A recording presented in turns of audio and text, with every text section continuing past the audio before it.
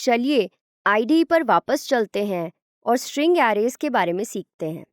तो जैसा कि आप देख सकते हैं, हमने यहाँ एक एरे को डिक्लेयर किया है जो 3 स्ट्रिंग्स को स्टोर करेगा।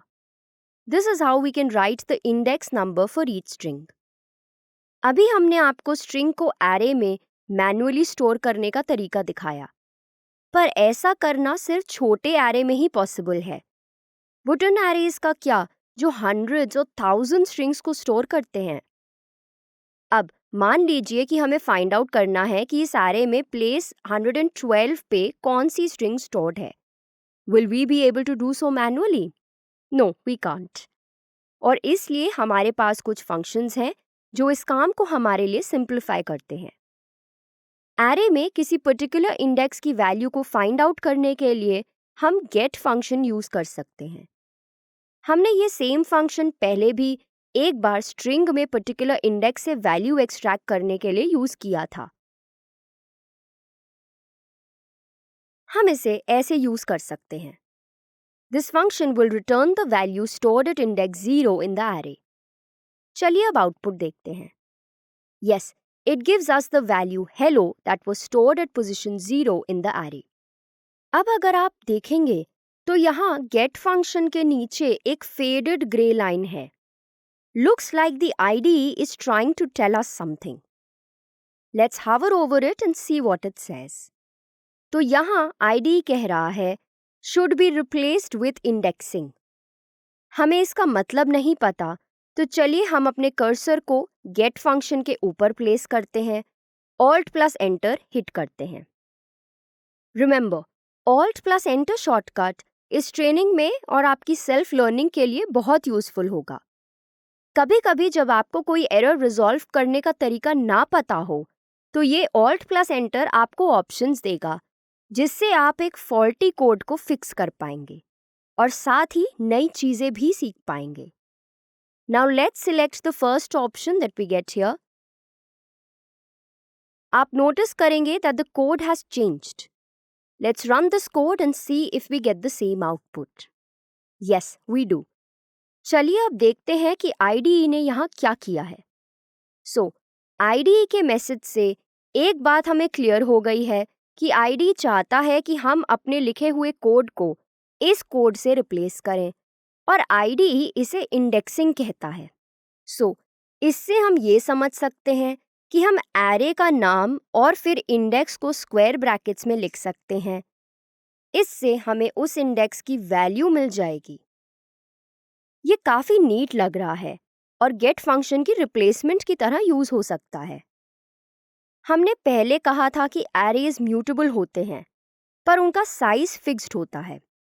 सो let's try and change the values of this array now. This is how we can do it. तो पहले हमने इस स्टेटमेंट को यूज करके ओरिजिनल वैल्यू को प्रिंट कर लिया। फिर हम सिंपली वो इंडेक्स लिखेंगे जिसकी वैल्यू को हम चेंज करना चाहते हैं और उसे नई वैल्यू दे देंगे। हमने ये नई वैल्यू डबल कोट्स में यहाँ इसलिए दी है क्योंकि ये एक स्ट्रिंग है। And then we print the value at this index again to check if the value changed. चलिए आउटपुट देखते हैं। यस, हमें इंडेक्स 1 की न्यू वैल्यू मिल गई है। सो इस तरह हम एरे में वैल्यूज को चेंज करते हैं। चलिए अब देखते हैं कि क्या हम साइज भी चेंज कर सकते हैं, बट पहले हमें इस एरे का साइज चेक करना होगा। Remember, we must not rely on doing things manually since the size of this array could be really big. तो हम साइज फंक्शन का यूज करेंगे। This is how we do it. चलिए अब इस कोड को रन करके आउटपुट देखते हैं। Yes, we get the size of the array to be 3. और हम इसे वेरीफाई भी कर सकते हैं ये देखकर कि इस एरे में 3 एलिमेंट्स हैं। चलिए अब इस एरे में एक नया एलिमेंट ऐड करते हैं। तो हम यहाँ इंडेक्स 3 में सिंपली एक और एलिमेंट ऐड कर सकते हैं, जिसका मतलब होगा कि हम इस वैल्यू को एरे में 4th पोजीशन पे ऐड कर रहे हैं। चलिए अब इंडेक्स 3 की वैल्यू को प्रिंट करते हैं और आउटपुट देखते हैं। अब अगर आप यहाँ देखें तो IDE हमें एक एरर मैसेज दिखा रहा है कि given array index is out of bounds. इसका मतलब कि हम एरे का साइज चेंज नहीं कर सकते हैं। तो अभी तक हम एरे का सिर्फ एक एलिमेंट एक टाइम पे प्रिंट कर रहे थे. What if we want to print all the elements in the array? Let's see how we can do that. पहली चीज हम ये ट्राई कर सकते हैं कि एरे का नाम सिंपली प्रिंट स्टेटमेंट में ऐसे पास करें. इसे रन करके आउटपुट देखते हैं. No, we get some error here. इसका मतलब है कि ये सही तरीका नहीं है. This is how we do it. चलिए देखते हैं हमने यहाँ क्या किया. हमने arrays लाइब्रेरी का यूज किया which consists of different functions which can be performed on an array. उनमें से एक फंक्शन है toString फंक्शन. ये toString फंक्शन array को string में कन्वर्ट करता है और इन राउंड ब्रैकेट्स में हमने वो array पास किया है जिसके लिए हम ये करना चाहते हैं. अब IDE से रेड से हाईलाइट कर रहा है.